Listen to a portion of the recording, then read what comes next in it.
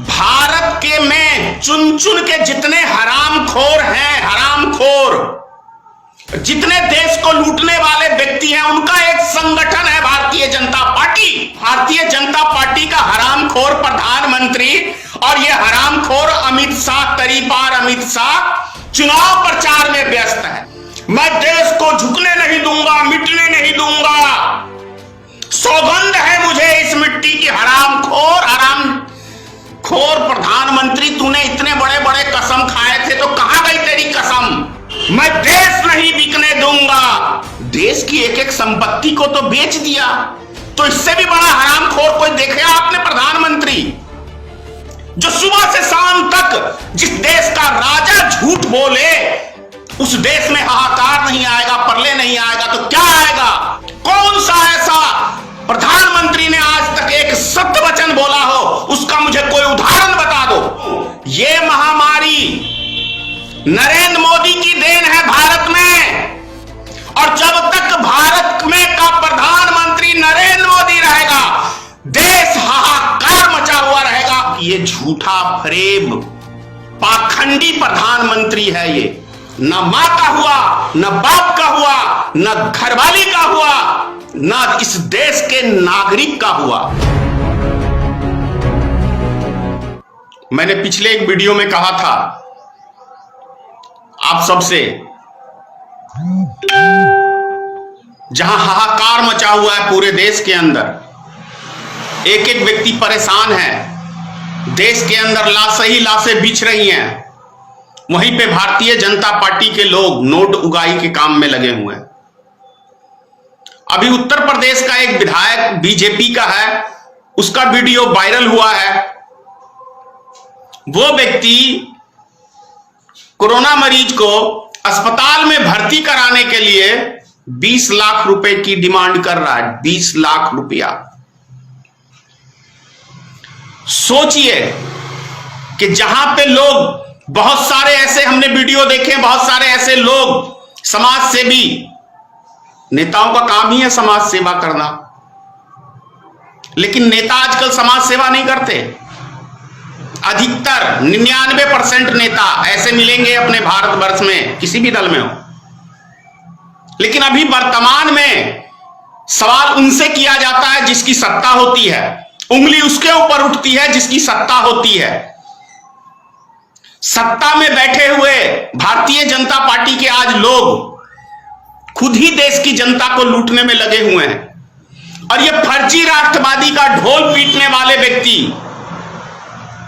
जब इतना बड़ा एक वीडियो वायरल हो रहा है तो किसी भारतीय जनता पार्टी के या प्रधानमंत्री, मुख्यमंत्री या गृह मंत्री, किसी ने इस पर टिप्पणी की या उस व्यक्ति के ऊपर कार्रवाई की? नहीं की ना, क्योंकि ये फर्जी राष्ट्रवाद है।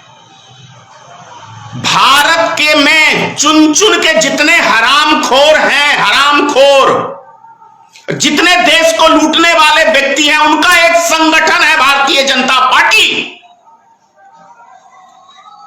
और सभी चीज लूटने का ये लोग काम कर रहे हैं। जहां देश के अंदर हाहाकार मचा हुआ है ऑक्सीजन के बिना। मैंने कहा था पिछले वीडियो में, ना दवा ना हवा, हवा मतलब ऑक्सीजन, और ना 2 गज जगह ये बची है, ये भी नहीं बची है भारतीय जनता पार्टी की सरकार के शासनकाल में। ये हालात हैं अपने देश के। ना हमें दवा मिलेगी, ना हमें ऑक्सीजन मिलेगा, ना जलाने के लिए 2 गज जगह मिल रही है देश की जनता को, क्योंकि इन्हें तो प्रेम है फर्जी राष्ट्रवाद से। ये दूसरों को राष्ट्रवाद का पाठ पढ़ाएंगे, लेकिन खुद देश के विपरीत एक एक काम करेंगे। जहां दुनिया के सारे मुल्क इस कोरोना महामारी के ऊपर मंथन में लगे हुए हैं, तो वही भारतीय जनता पार्टी का हरामखोर प्रधानमंत्री और ये हरामखोर अमित शाह, तरीपार अमित शाह चुनाव प्रचार में व्यस्त है। चुनाव प्रचार में हरामखोरी कहूंगा, हरामखोरी वाले काम ही कर रहा है तो क्या कहूं? अब भक्तों की फटेगी तो फटेगी, इसमें मैं कुछ नहीं कर सकता हूं। क्योंकि भक्त तो अंधभक्त होते हैं, यानी अंधभक्त, उसको कुछ लेना देना नहीं है संसार की दुनिया से। उनके तो आका जो करेंगे, दिन है तो दिन है, रात है तो रात है। वो तो फर्जी राष्ट्रवाद का ढोल पीटेगा ही अंधभक्त, क्योंकि उस अंधभक्ति का मतलब है सोचने समझने की शक्ति उसकी खत्म, उसी को अंधभक्त कहा जाता है।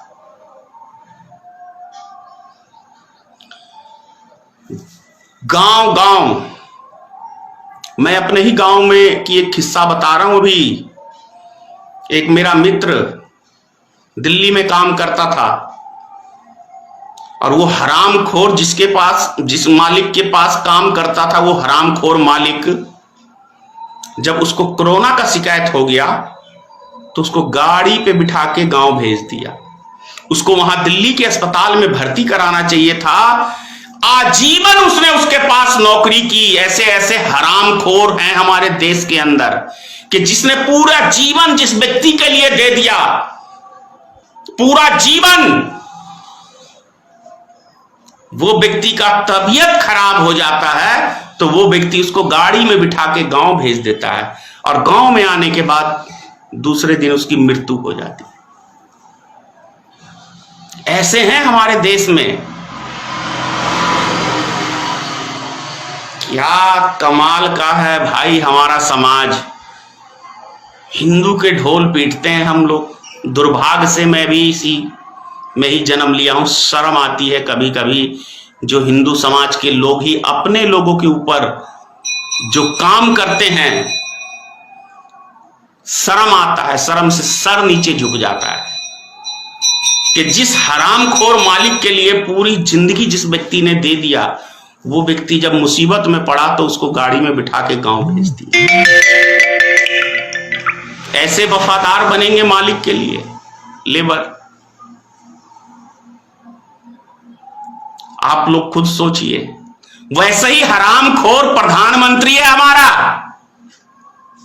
कि फर्जी राष्ट्रवादी का कुछ दिन पहले 2019 में ये देश सुरक्षित हाथों में है, मैं देश को झुकने नहीं दूंगा, मिटने नहीं दूंगा, सौगंध है मुझे इस मिट्टी की। हरामखोर प्रधानमंत्री, तूने इतने बड़े बड़े कसम खाए थे तो कहां गई तेरी कसम?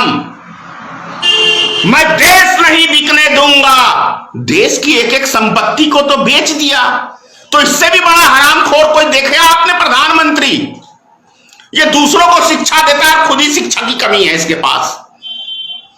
अरे भाई देखो, मैं एक आपको ऐतिहासिक बात बता रहा हूं, ऐतिहासिक बात जो गीता में है। कर्ण ने शिक्षा प्राप्त की परशुराम से।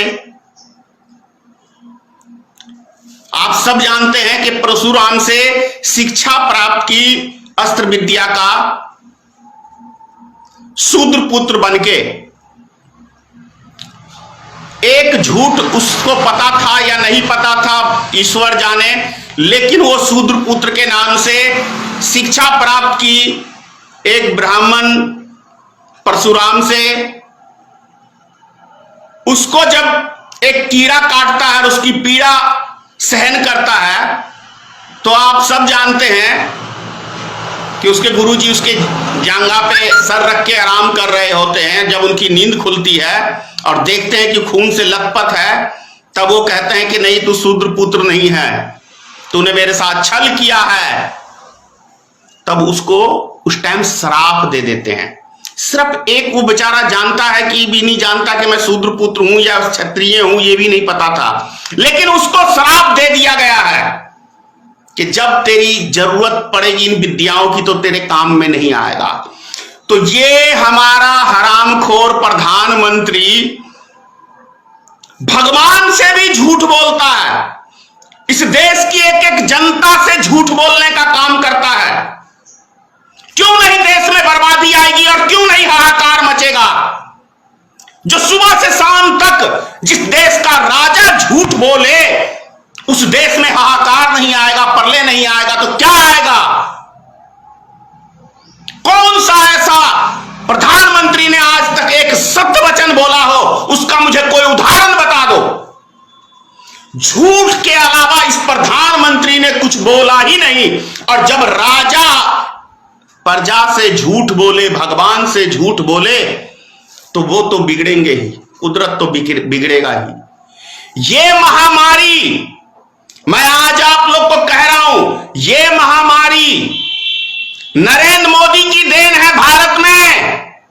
और जब तक भारत में का प्रधानमंत्री नरेंद्र मोदी रहेगा, देश हाहाकार मचा हुआ रहेगा। और जिस तरीके से सबों की लाइन लगी हुई है, लगी हुई रहेगी। इसलिए लगेगी क्योंकि ये झूठा फरेब पाखंडी प्रधानमंत्री है ये, इसलिए रहेगा। इसलिए हमारे देश के हालात बद से बदतर होते चले जा रहे हैं, क्योंकि जो गद्दी पे बैठा हुआ एक फ्रॉड मक्कार व्यक्ति, उसका इतिहास है मक्कारी का,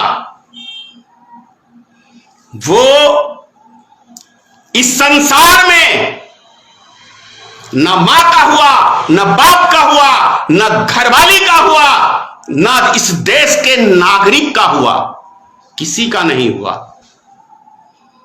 तो उस विधाता का कैसे हो सकता है? जो समाज का नहीं हो सकता, समाज करोड़ों जनता के दिल में, आत्मा में ईश्वर बसता है। और करोड़ों आदमियों से झूठ बोलने का काम इस प्रधानमंत्री ने किया है। तो इसका मतलब क्या है?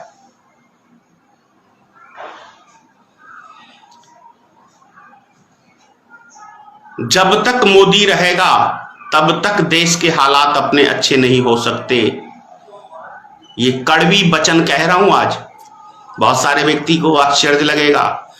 मैं 2014 के अंदर जब नरेंद्र मोदी प्रधानमंत्री नहीं बना था, तब भी मैंने अपने आदमियों से कहा था, दिया था उनको मोदी जी को ही वोट, उन लोगों ने। मैंने कहा था बेटा एक बारी बनने दो, क्योंकि इस व्यक्ति का इतिहास मैं जानता हूं क्या है। जो व्यक्ति घर परिवार का नहीं हो सकता, वो संसार में किसी व्यक्ति का नहीं हो सकता। इसलिए मैं जानता था कि ये प्रधानमंत्री बनेगा तो पूरे देश का सिस्टम चरमरा जाएगा। क्योंकि जब ये गुजरात का मुख्यमंत्री बना था तो कुदरत ने इसको कबूल नहीं किया था, भूकंप आया था, भयंकर भूकंप आया था। और जब ये भारत का प्रधानमंत्री बना है तो देख लो कैसी महामारी लेके आया है। जो प्रधानमंत्री चिंता करनी चाहिए, मंथन करना चाहिए देश की जनता के लिए, हम कैसे इनको बचाएं, वो व्यक्ति रैलियां करता है। तो समझ सकते हो कैसा शुभ चिंतक है देश के नागरिकों का। आप सुख समझ सकते हो। जय हिंद। ईश्वर आप सबकी रक्षा करे।